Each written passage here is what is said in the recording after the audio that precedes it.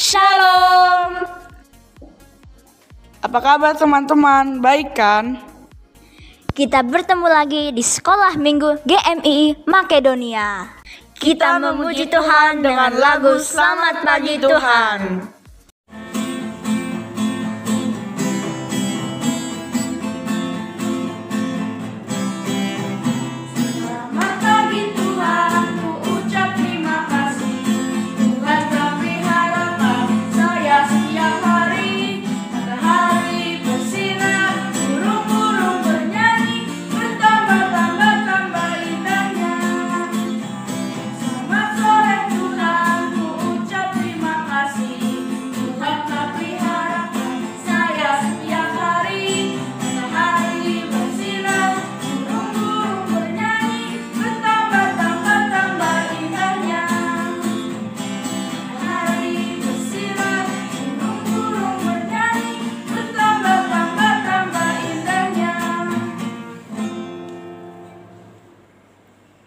Teman-teman, sebelum kita memulai ibadah kita, mari kita bersatu dalam doa. Terima kasih Tuhan Yesus. Sekarang kita bisa berkumpul di sekolah minggu kita. Sekarang kita akan memulai ibadah kita. Berkatilah guru-guru sekolah minggu yang akan mengajarkan kita semua Tuhan, supaya firman Tuhan yang diajarkan oleh guru-guru sekolah minggu dapat menjadi berkat dalam kehidupan kita, dan kita juga bisa menerapkannya dalam kehidupan kita. Makasih Tuhan Yesus, amin.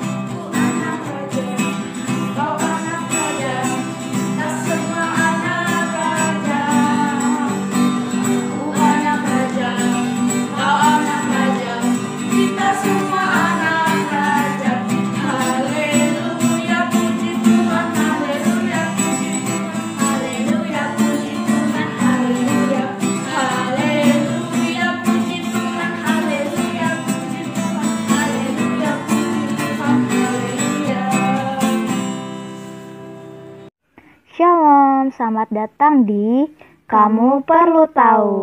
Kalian tahu nggak lagu It Is Well With My Soul? Lagu ini ditulis oleh Horatius Spafford, sementara musiknya dibuat oleh Philip Paul Bliss. Horatius Spafford lahir pada 20 Oktober 1828 di Lynchburg, New York. Dia adalah seorang pengacara sekaligus pengusaha sukses di Chicago. Nah, kali ini kita akan membahas asal-usul lagu It Is Well With My Soul. Atau dalam bahasa Indonesia kita panggil Horatio, mempunyai seorang istri bernama Anna Spafford. Kita sebut saja dengan Anna Spafford. Dan 5 orang anak, 1 orang laki-laki dan 4 orang perempuan. Pada tahun 1860-an, keluarga Spafford merupakan salah satu keluarga yang sangat terpandang di Chicago. Horatio mendapatkan keuntungan besar dari investasinya dalam real estate di sepanjang tepi danau Michigan. yang kita sebut dengan tepi danau Michigan. Walaupun hidupnya serba berkelimpahan, keluarga Spafford yang sangat aktif dalam kegiatan gereja sebagai seorang jemaat setia, Presbyterian. namun kehidupan tidak selamanya membahagiakan bagi keluarga Spafford.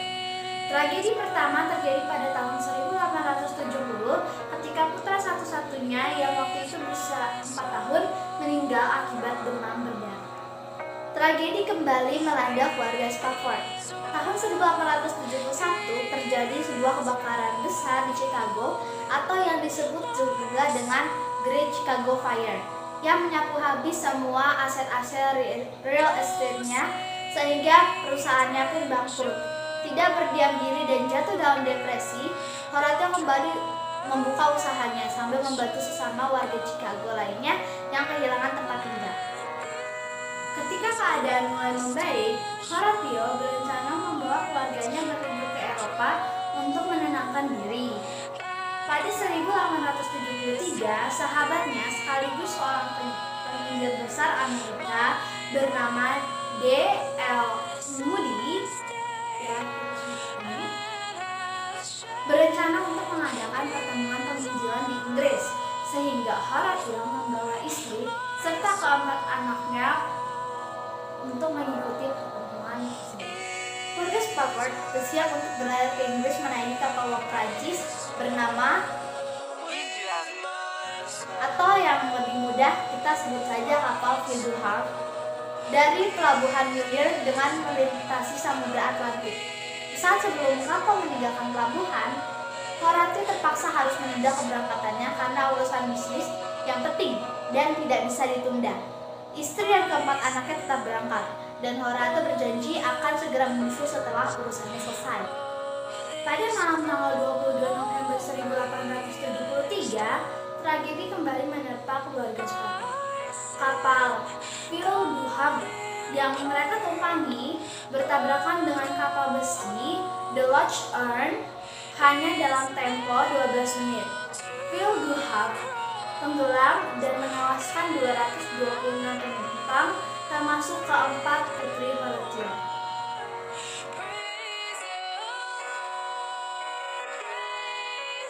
Kita sebut saja Annie, Maggie, Bessie, dan Tanet. Anna Spafford termasuk salah satu dari 47 orang yang selamat. Dengan tubuh penuh memar dan luka, Anna Spafford berhasil diselamatkan. Namun semua rasa sakit yang dideritanya tidak sebanding dengan kepedihan hati akibat kehilangan keempat putrinya. Pastor Nathaniel Weiss, salah seorang penumpang yang juga selamat dari kecelakaan kapal tersebut, mendengar Anna berkata, "Tuhan memberiku 4 anak perempuan. Sekarang mereka diambil dariku. Suatu hari nanti aku akan mengerti mengapa." Anna benar-benar hancur. Namun dalam kesedihan dan keputusasaannya, ia mendengar suara lembut berbicara kepadanya, "Engkau diselamatkan untuk suatu tujuan." Anna teringat seorang teman pernah berkata, "Sangat mudah untuk bersyukur ketika engkau memiliki segala sesuatu, tetapi melupakan Tuhan dan hanya mengingatnya saat berada dalam masalah." 9 hari setelah diselamatkan dan tiba di Cardiff Way. Anna mengirimkan telegram kepada suaminya. Telegram itu berisi kalimat, "Save alone, what should I do?" Yang berarti, "Aku sendiri yang selamat, apa yang harus kulakukan?" Horatio bergegas menuju Inggris untuk menemani Anna dan berada di sisinya dalam masa-masa berat tersebut.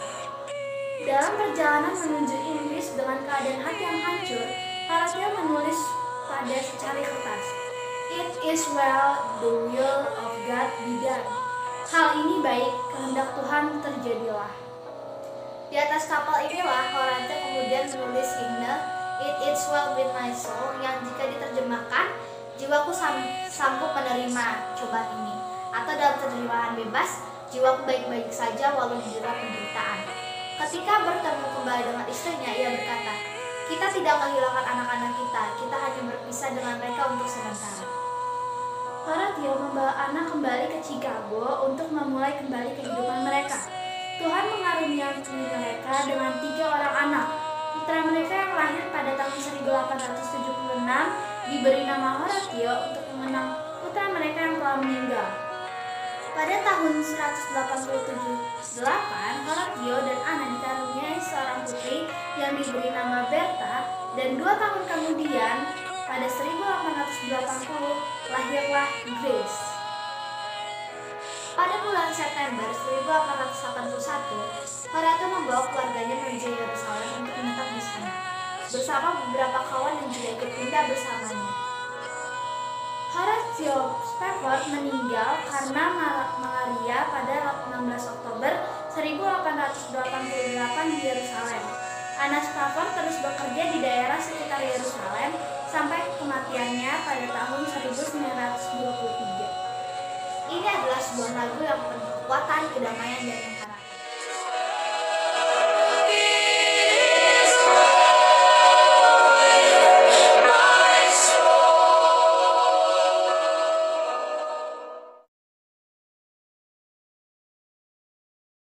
Halo teman-teman dan guru sekolah minggu. Jadi Joseph bakal sedikit berkesaksian. Untuk Joseph sudah di Amerika sepanjang 1 tahun. Jadi Joseph beradaptasi, walaupun awalnya itu Joseph agak susah. Jadi Joseph dulu belum bisa bahasa Inggris dan Joseph masih malu. Tapi Joseph sudah mulai betah di Amerika dan Joseph sudah bisa mulai bahasa Inggris. Joseph udah punya banyak teman. Dan terima kasih yang dukungan doanya guru-guru sekolah minggu dan teman-teman Joseph dan semua. Terima kasih, Tuhan Yesus memberkati. Teman-teman, kita akan mendengarkan firman Tuhan. Namun, sebelum itu, mari kita menaikkan pujian kita kepada Tuhan.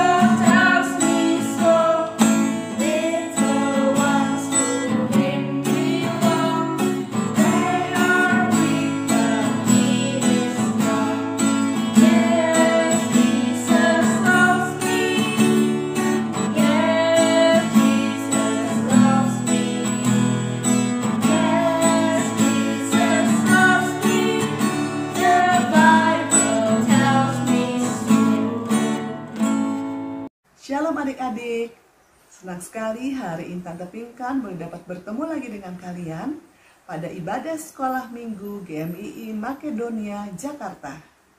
Gimana kabar kalian semua? Sehat-sehat kan? Tante Pinkan doakan agar kalian semua tetap sehat dan selalu semangat. Kita akan mendengarkan cerita firman Tuhan, tapi sebelum itu kita akan berdoa dulu ya. Mari kita bersatu dalam doa. Buka tangan, tutup mata, kita berdoa. Tuhan Yesus yang baik, kami datang padamu pada hari ini ya Tuhan. Kami bersyukur, berterima kasih untuk kesempatan yang Kau berikan bagi kami untuk dapat lagi mendengarkan cerita firman Tuhan. Ya Tuhan, kiranya Kau memberkati kami, Tuhan memberikan kami kemampuan untuk fokus, untuk dapat mendengar dan mengerti akan firman Tuhan ini, agar kami dapat melaksanakan kehendak Tuhan dalam kehidupan kami sehari-hari. Tuhan Yesus juga memberkati Tante Pinkan yang akan membawakan cerita firman Tuhan. Terima kasih ya Tuhan. Inilah doa kami, hanya dalam nama Tuhan Yesus kami bersyukur dan berdoa. Haleluya. Amin. Tema firman Tuhan hari ini adalah sikap yang benar dalam berdoa. Berdasarkan dari Lukas 18 ayat 9 sampai 14 dengan judul perikop perumpamaan tentang orang Farisi dengan pemungut cukai. Perumpamaan ini dikatakan oleh Tuhan Yesus kepada beberapa orang yang menganggap dirinya benar dan memandang rendah semua orang lain. Nah, kita lihat ya adik-adik. Nah, lihat nih. Ada dua orang yang pergi ke bait Allah bersama-sama. Siapakah mereka? Yang satu adalah orang Farisi. Dan yang satunya lagi adalah pemungut cukai. Mereka bersama-sama melangkah masuk ke rumah Tuhan. Lihat adik-adik si orang Farisi ini. Dia berjalan dengan santai, dengan jubah berjumbai tertiup angin yang melambai-lambai. Kepalanya tegak terangkat dengan bangga. Lihat, semua orang memperhatikan dirinya. Merasa diperhatikan oleh orang banyak, mulailah orang Farisi ini berdoa. Oh, keras sekali suaranya. Begini doanya. Ya Tuhan, aku bersyukur kepadamu karena aku tidak sama seperti semua orang lain. Aku orang baik. Aku tidak jahat. Aku bukan perampok. Aku taat beribadah dan memberi persembahan. Semakin lama doanya semakin keras. Tangannya menunjuk pemungut cukai. Dan dia berkata, Tuhan, dia jahat. Suka memaksa orang miskin bayar pajak yang besar. Ya, dia jahat sekali. Demikianlah doa si orang Farisi. Dan bagaimana dengan si pemungut cukai? Si pemungut cukai berdiri jauh di belakang. Badannya gemetar tanda sedih dan menyesal. Dia malu. Dan dia juga tidak berani menengadahkan kepalanya. Dengan kepala tertunduk, dikatakannya, Oh Tuhan, benar katanya, ampunilah dan kasihanilah aku, orang yang berdosa ini. Dan saat itu tiba-tiba hatinya sangat bersuka cita, karena ia tahu Allah mendengar doanya. Dosanya sudah diampuni, kesalahannya dihapuskan. Dengan girang ia mengucap syukur atas kasih Allah baginya. Dan bagaimana dengan si orang Farisi tadi? Hatinya sama sekali tidak sukacita. Yang ada justru rasa jengkel dan marah saja. Karena doanya tidak didengar oleh Tuhan. Karena Tuhan Yesus berkata, barang siapa meninggikan diri, ia akan direndahkan. Dan barang siapa merendahkan diri, ia akan ditinggikan. Nah adik-adik, dari cerita tadi, apa yang kita dapat? Pelajaran apa yang kita dapat? Nah, coba kita lihat ya. Siapakah orang Farisi? Orang Farisi adalah mereka yang terkenal dengan ketaatannya kepada peraturan dan hukum Musa dalam Perjanjian Lama. Mereka hafal isi kitab suci dan memiliki reputasi yang baik di mata masyarakat zaman itu. Hidup mereka tampaknya baik dan tidak bercela. Dengan kata lain, orang Farisi ini adalah yang merasa dirinya dibenarkan karena usahanya sendiri, bukan karena kemurahan dan kasih karunia Allah. Ini bisa kita lihat dari doa-doa orang Farisi tadi pada perumpamaan tadi ya. Dia tidak mengaku dosa, tidak memuji Tuhan, dan tidak bersyukur atas kebaikan Tuhan. Tetapi dia malah menjelek-jelekan orang lain. Ya, dalam hal ini dia menjelekkan si pemungut cukai. Ini menunjukkan bahwa ada sikap sombong pada diri si orang Farisi ini. Nah, adik-adik, apakah dalam doa kita pernah berdoa seperti itu? Kita pernah berdoa seperti orang Farisi ini tanpa kita sadari. Contohnya, ya, misalkan pada satu ketika ada seleksi untuk mewakili sekolah dalam lomba pidato. Dan kemudian kita tidak terpilih. Ya, kita sangat kecewa dan kita berdoa pada Tuhan. Dalam doa kita katakan seperti ini. Tuhan Yesus, saya tidak terpilih pada seleksi pemilihan wakil untuk lomba pidato. Wakil dari sekolah untuk mewakili lomba pidato. Tuhan, padahal saya lebih baik penampilannya. Saya lebih pintar. Saya juga lebih pandai berbicara. Seharusnya sayalah yang lebih pantas untuk lolos dan mewakili sekolah. Nah, jika kita berdoa seperti itu, kita harus mengoreksi diri kita. Ya, seharusnya kita berdoa, kita meminta pertolongan pada Tuhan. Kita merendahkan diri kepada Tuhan dan memperbaiki diri. Seperti doa seorang pemungut cukai tadi, ya. Bagaimana pemungut cukai? Siapakah dia? Pemungut cukai adalah petugas penarik pajak bagi pemerintah Romawi yang pada masa itu menduduki wilayah Yahudi. Tak jarang mereka meminta lebih dari rakyat untuk dikantongi sendiri, dan dengan cara yang tidak adil tentunya. Oleh karena itu, pemungut cukai dibenci dan dianggap pengkhianat bangsa. Orang-orang tidak suka dengan pemungut cukai.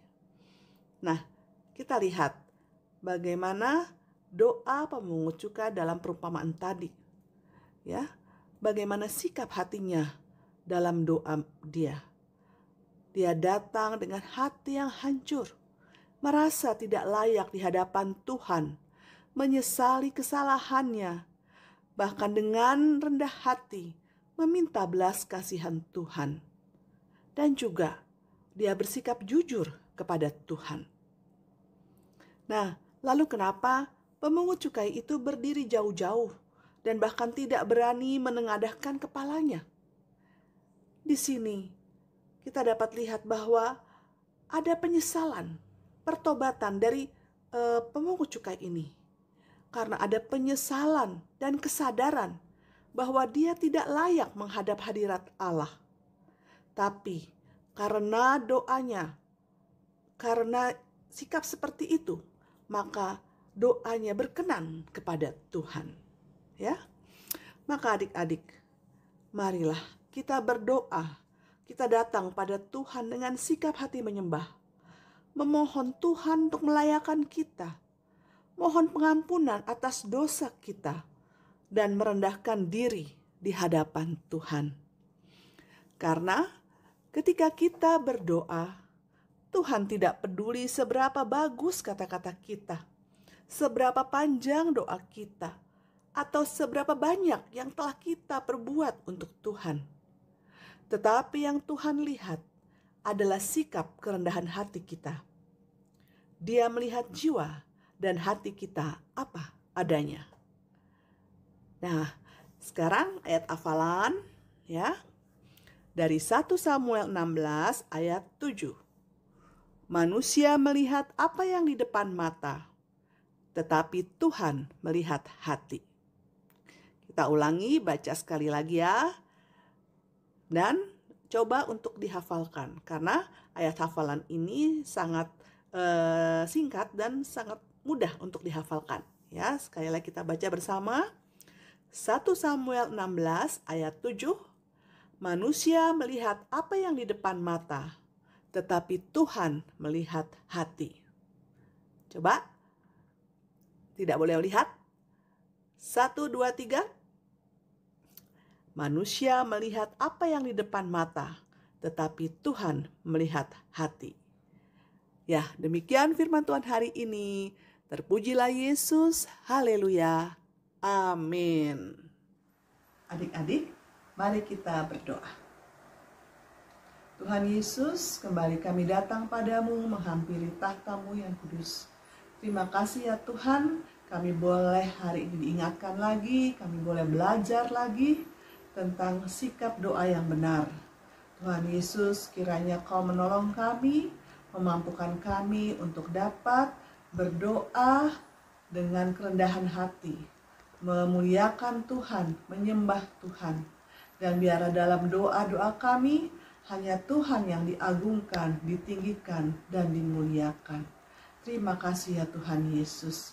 Terima kasih ya Tuhan untuk kesempatan yang Kau berikan bagi kami untuk boleh mendengarkan firman Tuhan ini.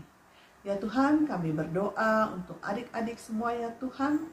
Tuhan memberikan mereka selalu kesehatan, Tuhan berikan mereka kepintaran, berikan kecerdasan, berikan semangat belajar, khususnya dalam mereka menjalani hari-hari belajar dari rumah.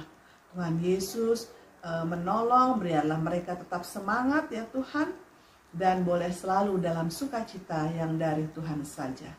Terima kasih ya Tuhan, inilah doa kami, terpujilah Yesus, haleluya, amin. Adik-adik, sampai di sini pertemuan kita hari ini.